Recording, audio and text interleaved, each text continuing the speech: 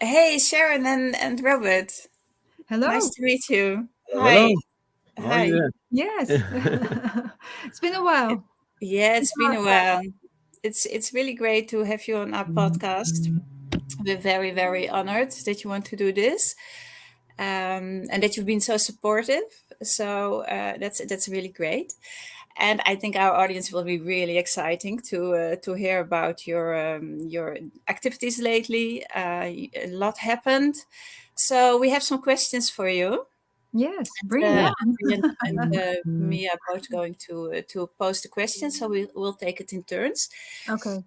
And so the first question, because not everybody will know you. Well, most people know you, but probably not everybody. No, So no. for the few people on this earth who do not know you, can you tell something about yourself? Well, Robert. Yeah, should I start? Yeah, you're the best talker of the two of us, so.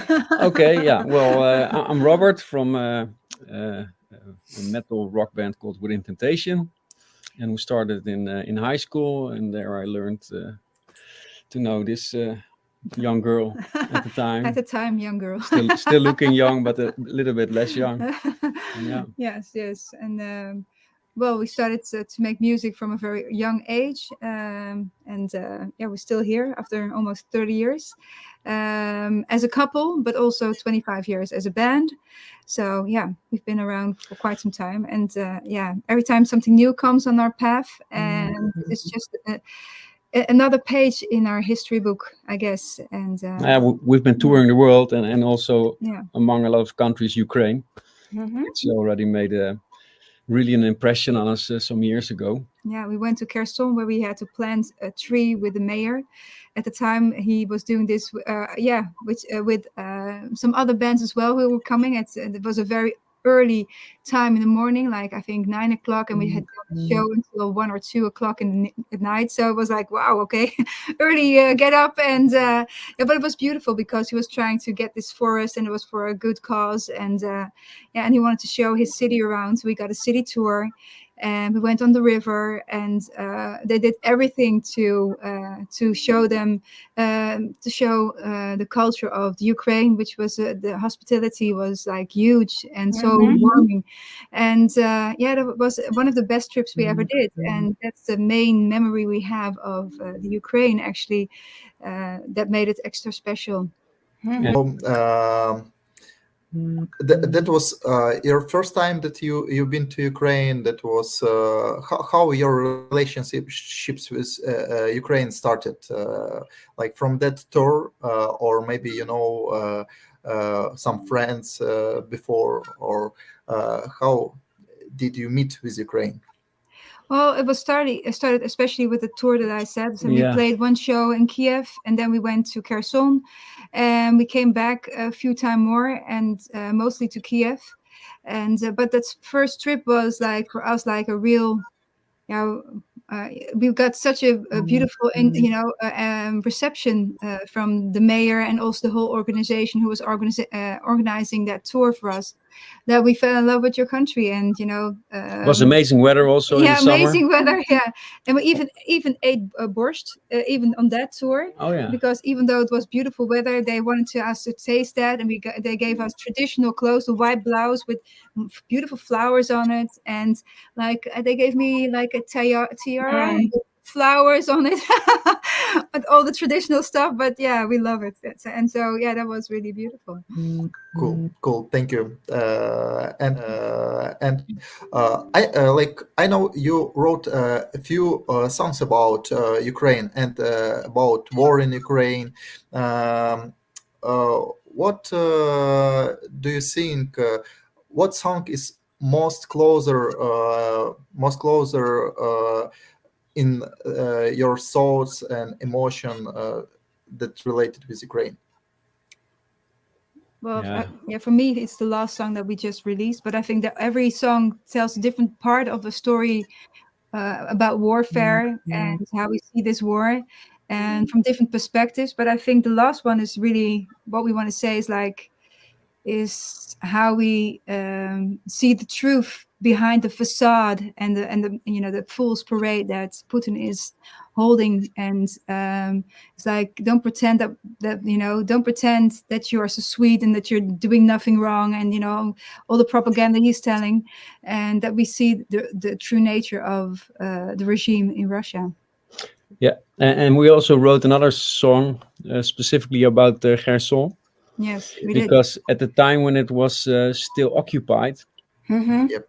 and we were checking it like every day, constantly, the Mhm. internet for news, and Mm-hmm. it was fascinating that there was constantly resistance there, Mm-hmm. Yep. and for us that resembled also a little bit like Second World War in Holland, where there was also a resistance. Mhm. And I could just imagine that I had the feeling that they just couldn't catch the resistance there, and that the Russians were never safe there in Kherson, and I found that so fantastic that Mm-hmm. well, That civilians would pick up that. that they wouldn't back down, and that they would just, even if they were occupied, they would keep on fighting for their own city and for their own land. And I found it among, there's so many examples now, Yeah, but exactly. Yeah, like but Snake Island and stuff like that. So yeah, it's all very yeah, inspiring how the whole population is so much fighting for it. It's yeah, and how impressive. resilient you are. That's also something that Yeah. comes back to mind every time. How you rise up from the debris, the pieces that are every time you rise up again, and you just pick up where you left off, and like nothing else happened. Of course things happen and people know things happen, but still you have this resilience that I can't see anywhere else. I haven't seen anywhere else, and it's very inspiring to see such a mental power that the Ukrainians have, to my opinion, and how united you are, how you come across. Yeah. And guys, your support are very also important, because it inspires people. If, when they know that so many people support them, they feel that, and they are resisting. So thank you for your support. Yeah, and that warms us back again. I must say, we just released the video for Fool's Parade, Yep. and the amount of reactions from Ukraine, and also how the reactions, there's so many. We never had so many reactions from people saying, yeah, what you said, is that they know that we definitely are not forgetting you, and Thank there's you. a lot of people who are for sure, they're not forgetting you, and will also keep on fighting to support you, and that's for us also like extremely motivating, also to keep going, is to know Yep. that it's a value for you, Yeah. for you there. So, and I think, to be honest, I think we can make it grow together. And I think the awareness is still growing. Yeah. Though it might not always be like that, but Yeah, I people are really have the talking. feeling Yeah, that things exactly. people are learning. And, Your Yeah, turn, thank sister. you. Thank you. Yeah, I have a question also, because last year all of a sudden you contacted us with it was a big surprise for us. It was really exciting when you said you wanted to support our boat fundraiser, and you did. We were very, very happy with that and grateful. A question is, how did you come to learn about our organization? it's just internet, Yeah, really. just Yeah. Yeah. there's so many. We're following so many different news sources on the internet, on internet in general, social media, and all of a sudden it came across. So it's then you check it out, what you stand for, and how legit everything is, and it is 100% legit. We checked it, Yeah. and Yeah, absolutely. Yeah, that's what it Yeah. is. And you also met our director from the organization when you were in Kiev. You had yes, something to eat and to drink with him. Robert did, yes. Yeah. And there were 3 soldiers there, and there's also 2 of them were from abroad. What impression did they make on you? How was it for you to talk with them? Really young boys going to another country to fight. A lot of impressions, but also the impression to me what they made is that they were really professional. Mm-hmm. No, is they're really serious. These guys are, yeah, they made a really good impression on me, and on different levels. Uh, that they, yeah, like I said, very serious. Um been, having experience. Also, I think they both from the start of the war, which I already find impressive, is that they're Mm-hmm. already 2 years active there in fighting. So wow, and yeah, for me it's amazing that there are people who are just going for a good cause, you know, putting so much on the line, and Yeah. yeah, without questions. I mean, I think that's yeah, and also, for example, there was somebody from France, one of the two. He also went to a concert from us, So Mm. it's like that's also with this whole thing. Is just like the lines are so short, Yeah. Yeah. I mean, in the world, yeah, Yeah. so that, Yeah, we hear that a lot when soldiers hear that you have been supporting our fundraisers, they go really excited because they are such big fans of your band. So for them yeah, it is very special that they receive stuff and they know that you've been paying for it actually by yeah, they get really excited about it. Yeah. no, that's nice. Yeah, Mm. and I was in the car, and I later I had the English one on the telephone, and I put him on speaker so Sharon could also hear his voice, and like, this is the guy I met, and and they were at the shooting range, like training with shotguns to shoot down drones, and Hmm. also talking with him, it just gave us goosebumps. Yeah. It's to know, it's like, yeah, no, they're fighting for freedom. I mean, Yeah. that's what it is, and I Mm. also really feel like that it's, to my opinion, it's really not a war of Ukraine alone, No. No, exactly. and that's really, yeah, it's giving goosebumps. Yeah. But I have a question Yeah. for you guys. Uh, the metal audience is very large in the world, but a lot or big part of that audience are apolitical, and when that metal audience saw that you support Ukraine, they were shocked because they are more Pacific, yeah, Yeah. uh, and they became angry about that. What do you think? Is it good or not for you? Is it disturb you because of that behavior that people anger about your support of Ukraine, support Ukraine aid operations that supports Ukraine army? Is it disturb you or not? No, it doesn't disturb us at all because of the fact this is our music is our music, but our music is also us, and also what we stand for is that's also part of our music. So it's our chance to make them change their mind, to talk to them. It's like you try to explain in interviews and also with messages you send out on social media to explain why you're supporting this and how your view on everything is, and you do see people change their mind and thinking, okay, yeah, there's a point there, and that's where we have to start. I think we have a challenge there at some with some people, but I must say there's also a big group of people that does support us and does understand what we're doing, but it's the ones that don't understand who are yeah, debating everything, is to hopefully change their minds and see things in a different way. So And that's I think also, what the reason for it is also is that we are living so long already in freedom, yeah, in like in Holland and a lot of places in Europe. We are not used anymore for war. to Yeah, know yeah, that that the freedom and the democracy we have is not something which you can take for granted. People don't realize that, and I think. Uh, for me also, being to Ukraine, it also made me see so much more. What matters is that you realize, as a population, as a country, that you have to stand together, yeah, to gain your freedom. That's the only way how you can get it.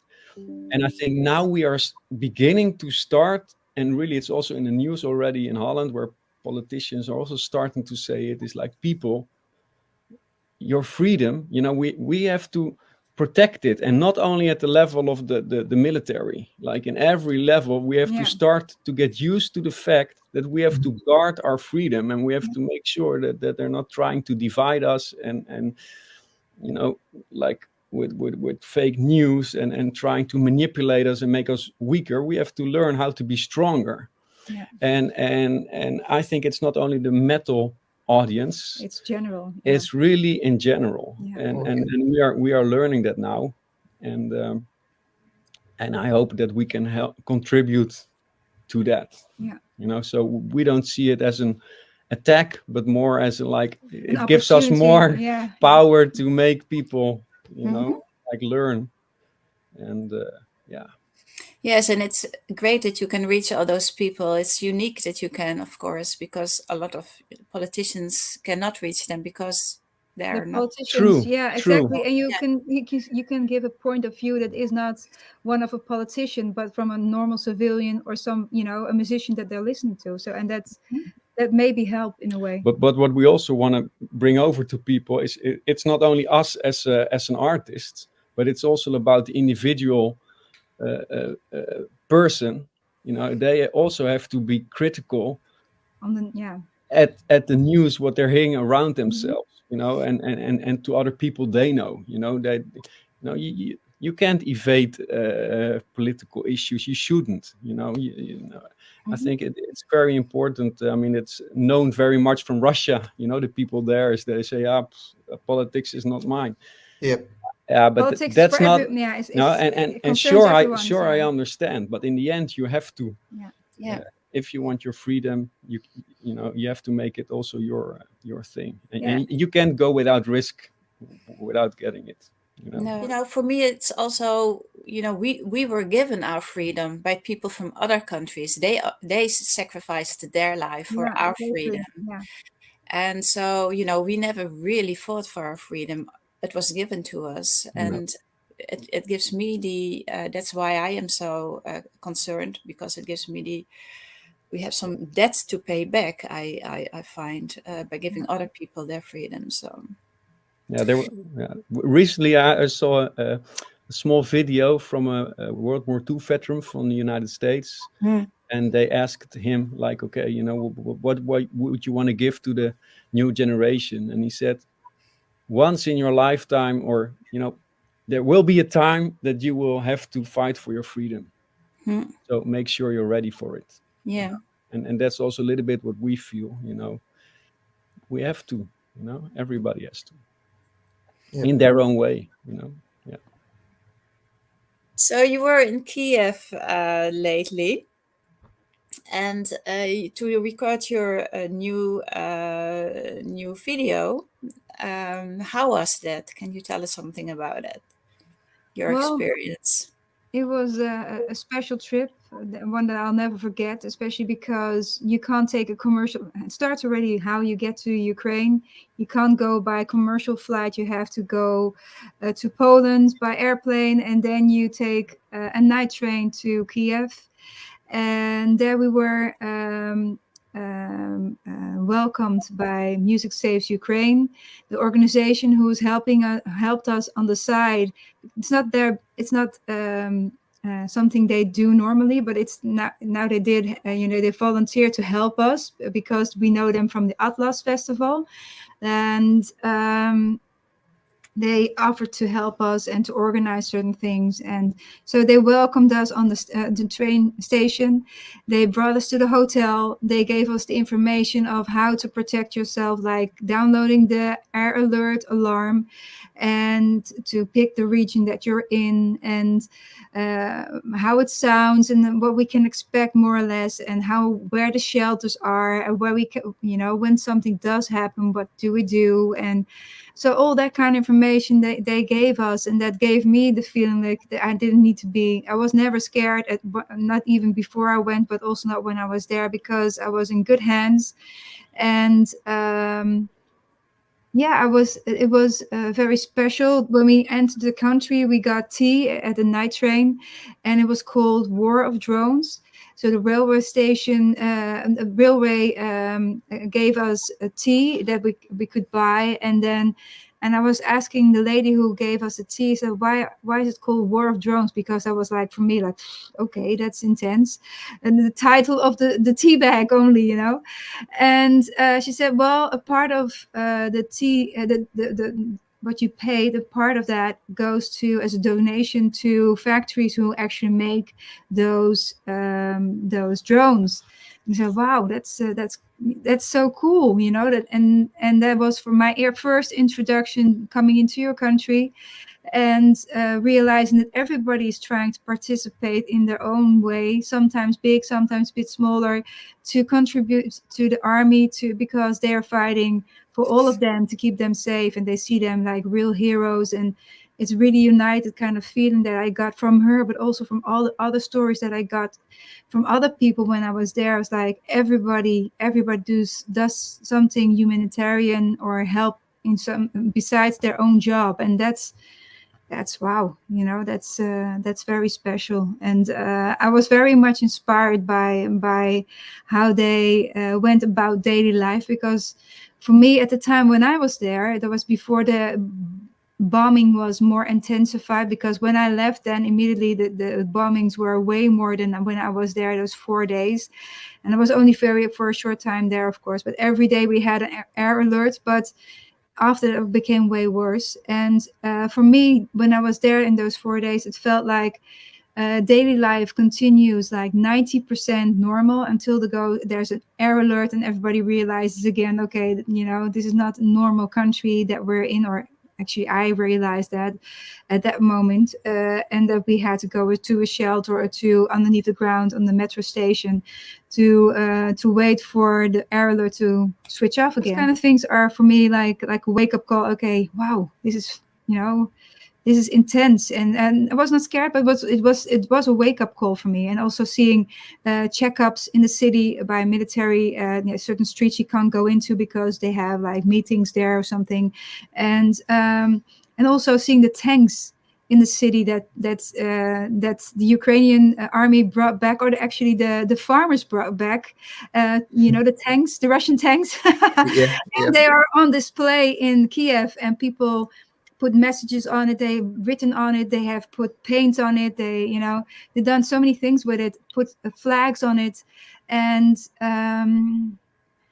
those things that gets to you. And also I was on the Independence Square, where I saw all these small flags of people remembering their loved ones who died, and it just went on endlessly. And then also realizing how many people already died, and it's not even everyone there, it's like it's just a portion, maybe probably from Kiev alone.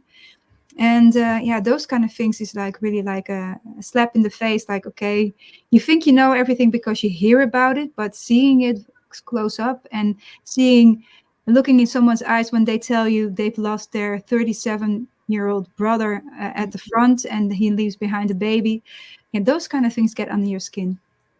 yep. I agree. But what was your feeling with sirens, air attack sirens started working? What did you feel? You went to the shelter. What people you meet there? What was your experience of that? Well, we were already underneath the ground because I wanted to buy an umbrella. It was raining, and we were having a city tour. And I said, I'm not going to walk on the one umbrella. Let's get another one.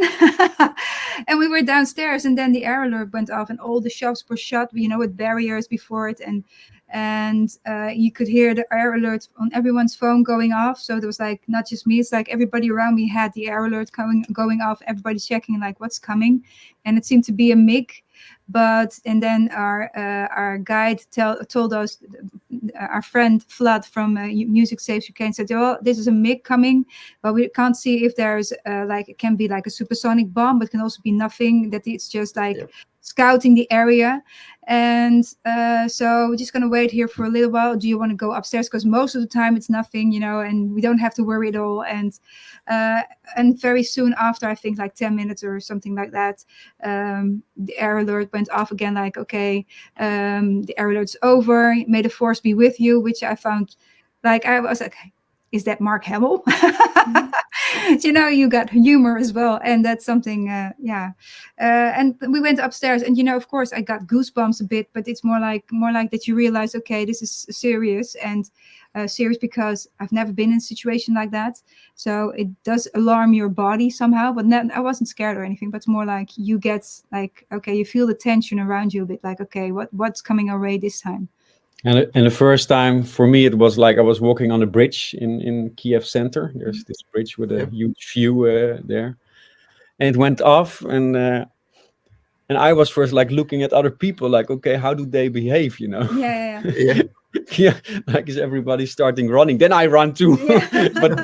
but nobody was running. So like, Yeah. okay. Yeah. Very interesting. Like I'm one of the guys. And but it's funny because you hear one siren, and then the next to you, and then it's like in a movie almost. Like okay, it's for real. So you walk to the metro station. Very And what you really feel is like that people are really used to it. Is that they experience it so much, and everybody walks to the metro station. I got the feeling that we were the only ones really waiting. The rest was going somewhere in the metros, like to their home or to whatever. I don't know. Yeah, there's a certain kind of nonchalance about it.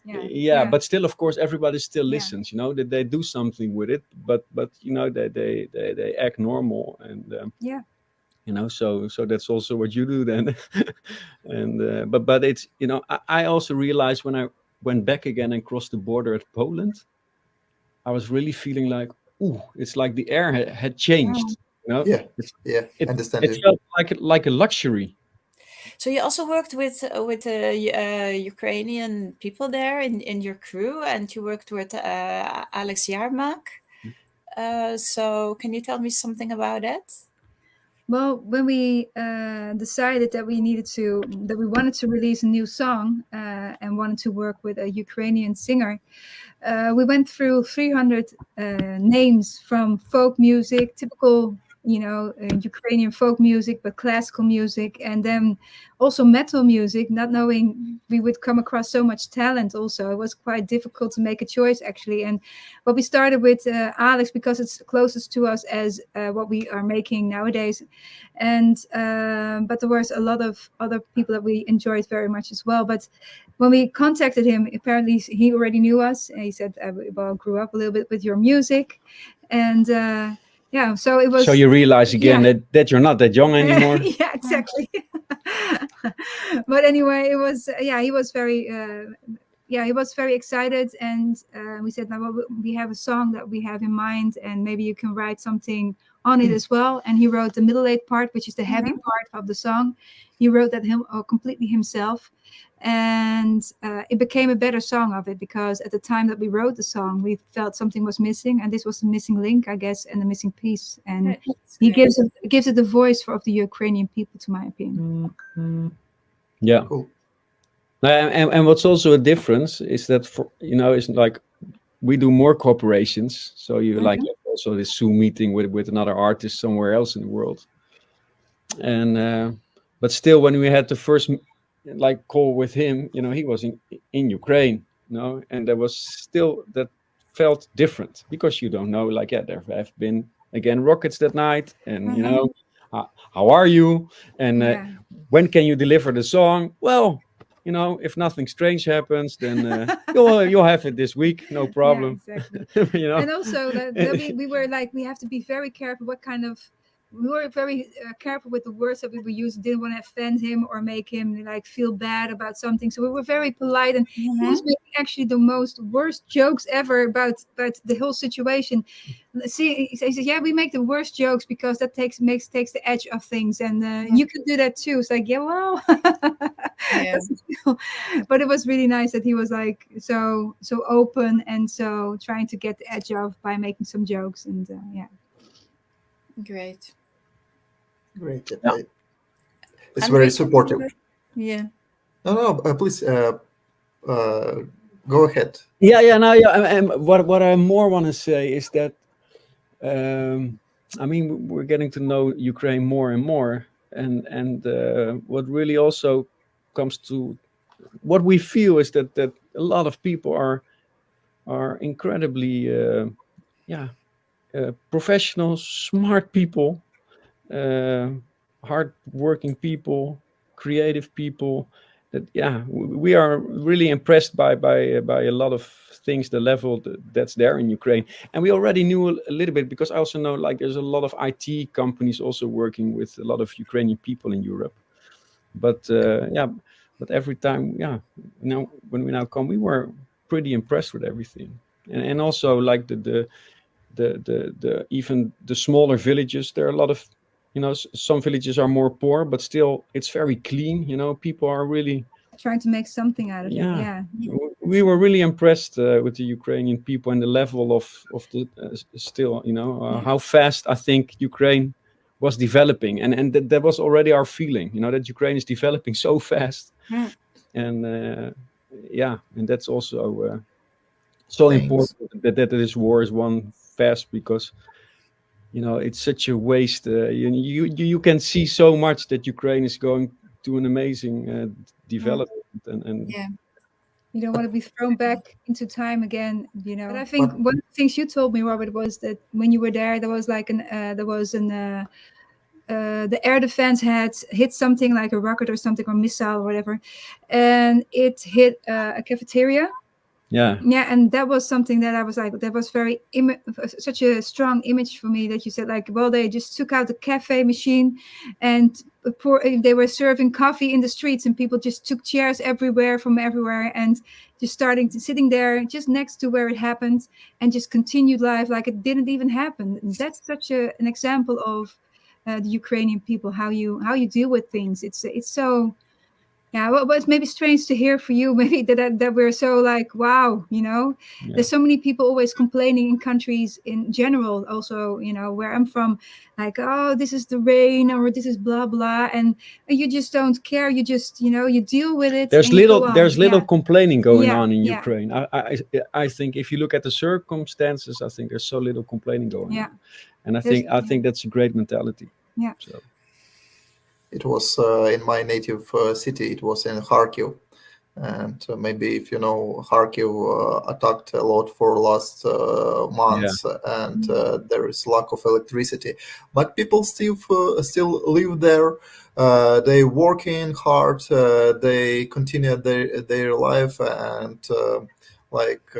everybody don't care about Russians. So they will resist in any situation. But I have a special question for to you. Like, how do you feel? Like, if we will leave the war behind, uh, how do you think could Ukraine be a part of Europe?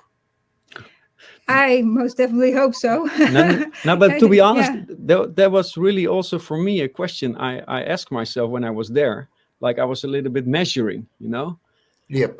I had no doubt in my mind. No, because It was really, because of the reason also you just mentioned, like how well you are developing so fast towards everything, and I, if, there's also we heard some people say, in Brussels, it's like there's this Dutch guy that actually said like maybe we should enhance the time that they're going to be accepted and those kind of things. So I'm hoping for that person to get more bystanders, of course, and to really support him on that idea, of course. and of course, there's like in every country, there's also bad things going on. But if I just look at the general impression from people, I really had the feeling that Why not? the Yeah, mentality exactly. fits so good With the rest of Europe, with Europe. Yeah. Thanks. And already there's so much already there. Also, if I look at what's going on at shops and companies and the level the companies are working on. Yeah. Yep. Like we've been at the radio station and production companies. It looked almost like the level, media park that we have here in just close by. It's just the way the buildings are, how professional everything is working. It's similar, it's 100% I have really no similar. doubt in my mind, really, that that's And it's also something I also really feel. I really wish that a lot of people could go to Ukraine, to see by themselves how because well you are. it's the perception that some might have, and how the reality is. I think it's so different. Yeah. Oh yeah, and we were also like we had this kind of, well, we were in a certain area with a bar, and we had a presentation there, and it looked so much like, for me, like Berlin. And then I heard also, that's also what they a little bit called it, like the new Berlin, for artists and things. It was really the feeling I got. So no doubt in my mind. Okay, thank you. Nice. Hey, so two things we would like to announce. You had another really big surprise for us just before we went to this recording. Can you announce it yourself? What your plan is? Well, we realized that our music is still being played in Russia, and we are going to donate the money that is, the place that are, the money that comes in from streaming and stuff like that. We will donate that to your organization, and so, and that we'll be doing for now and in the future probably as well. So. That's really amazing. So all our listeners, we have to really promote Within Temptation in Russia. Yeah, our fans are listening, and I also know you can see the comments on our videos now. Is also comments from some Russians like, we are really ashamed, and go Ukraine, and I hope those people listen a lot and bring in a lot of money. So. Exactly. So thank you so much. That's amazing. And then another thing, Andrii, can you tell about that? Yes. So it's a small auction, I believe. Yep, Sytske. My wife, she is kind of small artist, and she wanna make a gift that is the map of Ukraine. We will show you later that Within Temptation will sign it, and I really don't know what will be the flow. Sytske maybe will help me, but somebody will get that picture of Ukraine with Within Temptation signed signature, and hopefully it will help also to collect money for Ukraine aid operations. It certainly will. I'm sure there will be a lot of people who would really love to have it. It's a beautiful I'm sure picture. of that too. Yeah. Fantastic. Okay. How cool! I haven't seen it yet. I have. You have. It looks pretty cool. I was surprised when you just mentioned it. So, but I'm really curious. So, thank you. Yeah. Okay, let's see. Thank you so much, guys. Cool. Okay. Thank you so much for your time. I have one small question. Do you have some other projects in Ukraine, maybe like example for another artist, for another people, how to support? Maybe somebody wants to support Ukraine, but they didn't know how to, don't know how to do that. Maybe you have some projects, for example. Can you tell us about that? Yeah, well, what's pretty high on our list is to contact some other bands, and to tell them of our experiences in Ukraine, and how much it means to people, if they also do something, and show their support in whatever way. So that's really what we're gonna do, is contact other bands. And so I hope bands that we know, or we know that other people know, that might be very popular also in exactly. Ukraine. So trying to mobilize more bands. That's definitely something we're gonna do. Yeah, exactly. Cool. And and also there's also some other things we're looking into, what we can do as a band, but I don't know that for sure if that's when we get news we'll tell it. We have something new to but tell we're still again, we have plans still, yeah, we're working on new things as well still, and we'll continue that. And when there's news that we actually have achieved it, then we will let you know, and then Okay, thanks. Thanks a Lovely. lot for that. That sounds really exciting. Okay, thank you so much for your time. It was No really problem. You're good to welcome. have you on. Thank you. Thank you so Great, much, guys. great to It's Thank you. talk nice to meeting you. you as Yeah, well. and lots of luck Yeah. with Stay safe. all the Yeah. good work you're doing. Keep it Good up. luck. Yeah. Keep it up. Thank you.